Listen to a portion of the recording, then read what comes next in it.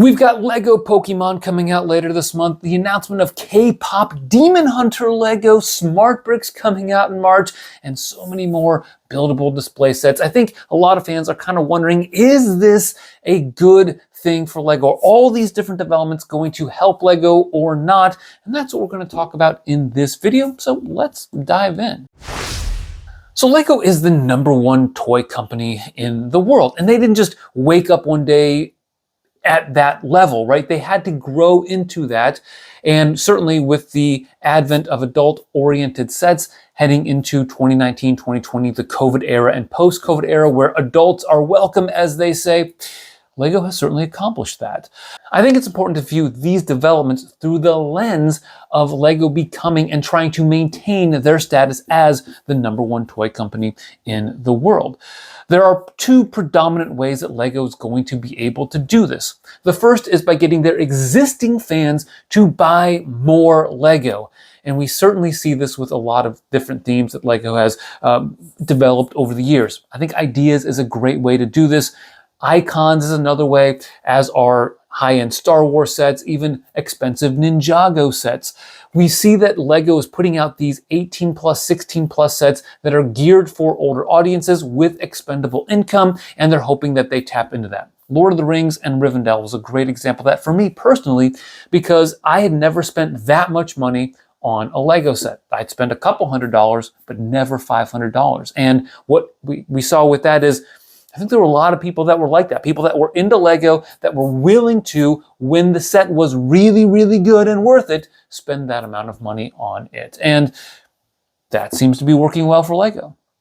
And the second way that Lego can build, develop, and maintain their status as the #1 toy company in the world is by reaching out to new fans, potential fans that are yet to be tapped into.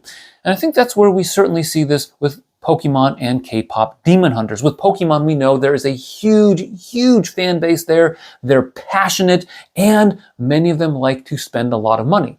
This is why we see $200 Pikachu set. We see a $650 massive set that's coming out at the end of this month, along with a gift with purchase that on eBay is selling for $250 to $300, which is an amount I haven't seen on the gift with purchase market. I don't think ever. I don't know if any Star Wars sets have amounted to that price so quickly. Usually the exclusive ones tend to go for around $100, $150, maybe $200 peak, but not yet $250 to $300 like we're seeing with the Pokemon gift with purchase. So Lego is clearly trying to tap into that market where there might be some overlap. We know that there are Lego fans who like Pokemon and are excited to get those sets, but find this potential clientele out there and get them to spend money on Lego. In the same token, this is going to work with K-pop Demon Hunters.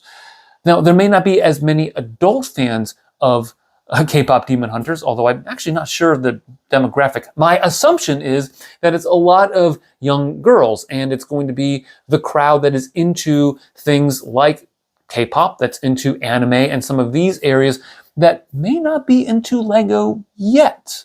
And if you have young girls, like I have two, a 12-year-old and a 14-year-old that love K-pop Demon Hunters, they're really excited about this. I don't know if they're going to get the sets, but I know that we've talked about possibly getting the one that they've teased with the Derpy, buildable Derpy set, which is kind of interesting.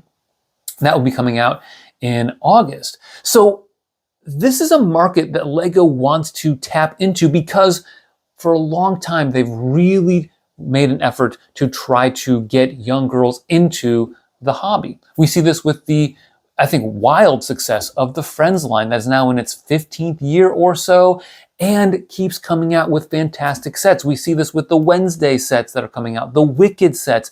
Lego's trying to get into this market and build upon momentum that they have there, and K-pop Demon Hunters is one way to do that.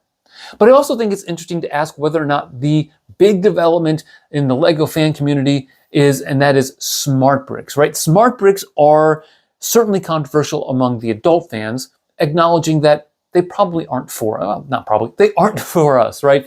These are ways for kids to interact with Lego in a different way. And Lego spent, I don't know how many millions of dollars trying to develop this technology in a way that's going to enhance the playability of Lego. Now, I'm not going to go into all the details and why I like it or might not like it, but let's look at it from this lens of LEGO trying to maintain their position as the #1 toy company in the world. There are probably kids out there that are more tech-oriented and tech-savvy that are going to want some of this development into their play experience. And that even though you're not dealing with an app, you're getting sounds and you're getting interactions, light up and do all those cool things. And so not only do you have Star Wars sets, you're going to have Pokemon sets, you're going to have city sets, you're going to have other themes that will be using the Smart Brick. And again, I think it's geared toward bringing in some fans that may not like LEGO or may lose interest with LEGO quickly so that they buy more and they're more connected with the LEGO brick.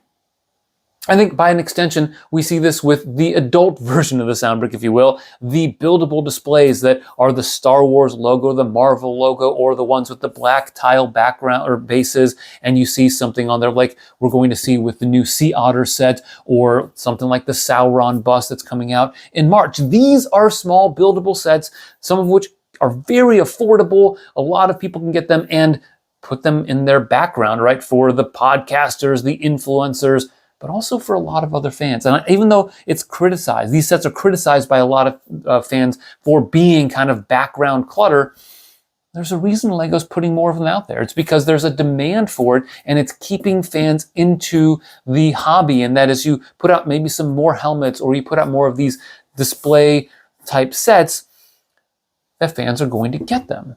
And it's all about maintaining that #1 toy company in the world status, but finding a niche that people are going to come back to again and again and again.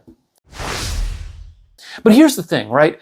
If we're going to take a look at Pokemon, and I think it's going to be wildly successful for LEGO, and I actually think that K-Pop Demon Hunters will be successful. I'm not sure about the Smart Brick. And at some point, people are going to get tired of the diorama type and buildable logo type sets. But what's interesting is the trade-off that has to occur, right? We can try to examine what's good about these things, but we also need to take a look at the potential downfalls, the trade-offs. And what do we see with the trade-offs? Well, if you have Pokemon, if you have K-Pop Demon Hunters, and by the way, if you want to annoy a teenage girl, refer to it as K-Pop Dragon Hunters. I've done this a couple of times, and it definitely works. If you're trying to troll that crowd, because my kids immediately yell, "Dad, it's K-Pop Demon Hunters, not Dragon Hunters. You know this." And they roll their eyes and all that fun stuff.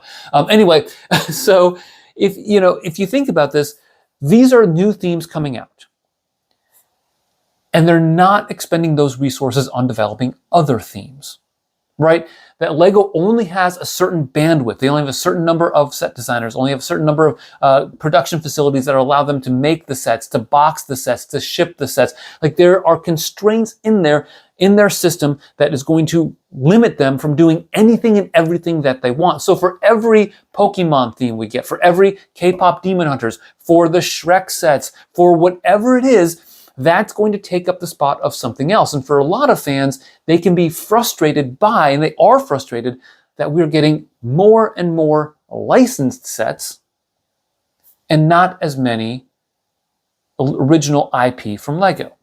Now, I think there's plenty of original LEGO IP out there, like Ninjago, Friends, City, and more, but there still is a lot out there that is licensed, and that frustrates people who want them to do other things like Castle or Wild West, or even a theme that is licensed like Lord of the Rings that is being taken up potentially by these other spots. Are they different crowds? Yeah, but production-wise, resource-wise, LEGO is pouring into these themes by creating them and not others. And so there's that opportunity cost. There's also the trade-off of some fans getting tired of the same old kind of licensed themes and not giving their own product. And that might turn some fans off. I know it's certainly, if you go through a lot of social media comments and even some YouTube videos, people get frustrated by that. Another trade-off is when things don't go well. And I think that's where the Smart Brick comes into play here. Will this be successful? Honestly, I don't know. LEGO clearly has invested a lot into this, but there are some concerns. And there are a lot of fans that have posted videos about smart bricks, so I don't want to delve too deeply into there, but there are things that can go wrong. For instance, you can't buy smart bricks on their own. You have to buy them embedded in sets, which raises the cost of those sets. You only have a certain number of sets that are available in certain themes and not widespread. There's also design compromises that are made so that you can put the smart bricks in there and they can go through and the whole process of recognizing the different technologies that are available. You also have the limit of 6 countries that are getting these sets. Not every country is getting them. That can turn off fans that may want those sets, or fans that are frustrated by LEGO playing favorites or taking years to develop this and not being able to get it to the top level. In fact, that's one of the concerns a lot of people have with the smart brick, is that they may not work. What happens if you buy a set with the smart brick and it doesn't work pretty quickly after you get it? I'm sure customer service is going to have to deal with this, but this is something that LEGO is currently trying to navigate. But again, trade-offs. And this is one of the things that I think is really important to consider here, that LEGO understands that there are going to be trade-offs. They're hoping that the balance of the good outweighs the bad. So let's return to the original question, right? Are these developments, the continuation of diorama style and logo style display sets, the smart brick, K-pop Demon Hunters, Pokemon, are these good things for LEGO? I think overall, yeah. I think it's going to continue to expand the product into the hands of more people. It's going to increase their sales. It's going to encourage them to take some risks, and they're going to continue to develop good products for fans. Personally, I wish that they would do some things differently, right? You know me, we love Castle, we love Lord of the Rings, we love Wild West, we love some of those themes that no longer are produced on a regular basis by LEGO, and we're just hoping that they give us more and more of that stuff over the years. But at the same time, if LEGO finds successes in these new developments, then maybe they'll be able to invest in some that aren't going to be as profitable and yet still find a way to make some money. At least that's the hope. Now I want to hear from you. What do you think about these developments? Pokemon, K-pop Demon Hunter, smart bricks. I know it's probably going to get quite a few comments on that. Even the potential for a Shrek theme and the continuation of these dioramas that a lot of fans seem to like, but a lot of online commenters don't. Let me know what you think in the comments below. Thanks for watching, and always remember to keep building together.